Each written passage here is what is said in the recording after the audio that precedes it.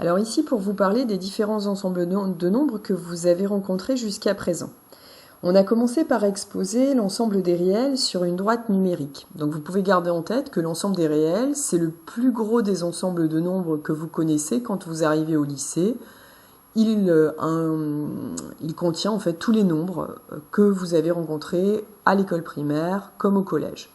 Donc vous avez des fractions, vous avez des entiers, vous avez aussi des nombres qu'on appelle irrationnels, comme pi, comme racine carrée de 2. Donc ça, c'est le plus grand des ensembles quand on est en seconde.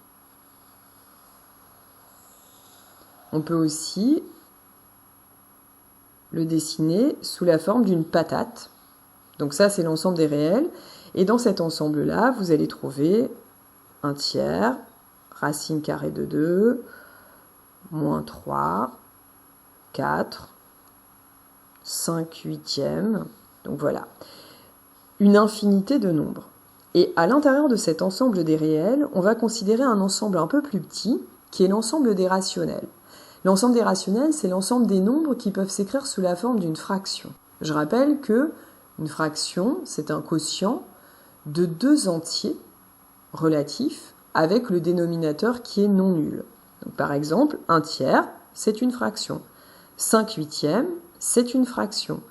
4 peut être vu comme une fraction, puisque c'est 4 sur 1.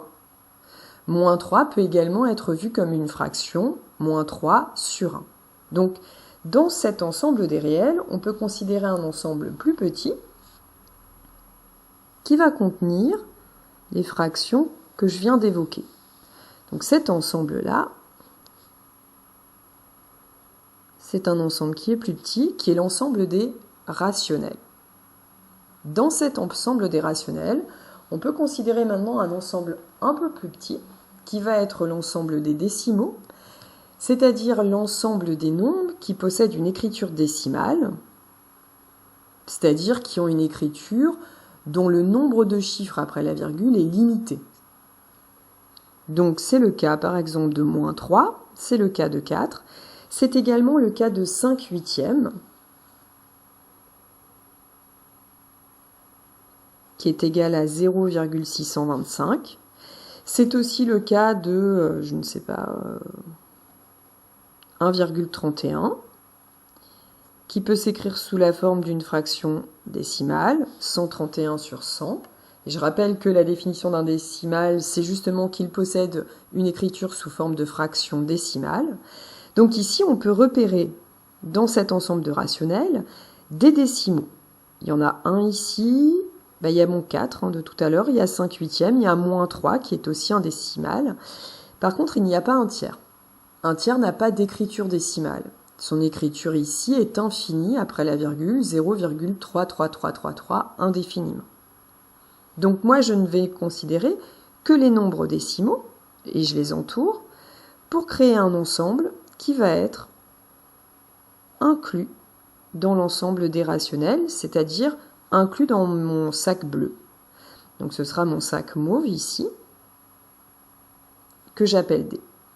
Ce qu'on peut retenir au niveau de cette imbrication d'ensemble, c'est que l'ensemble des décimaux est inclus dans l'ensemble des réels.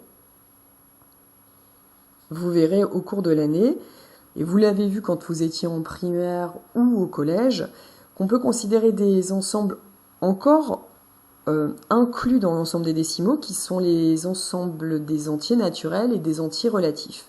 Donc ça, on l'évoquera au cours de l'année quand on parlera de nombres premiers, de diviseurs et de multiples.